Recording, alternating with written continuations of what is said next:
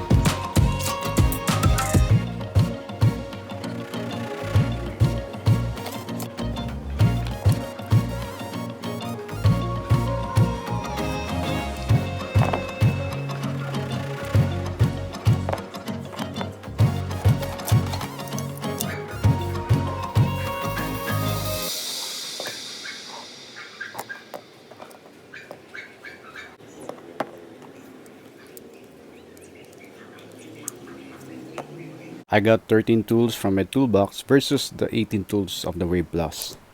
Now let's talk about the features. When it's closed, it's 4 inches. When it's open, it's 6.25 inches.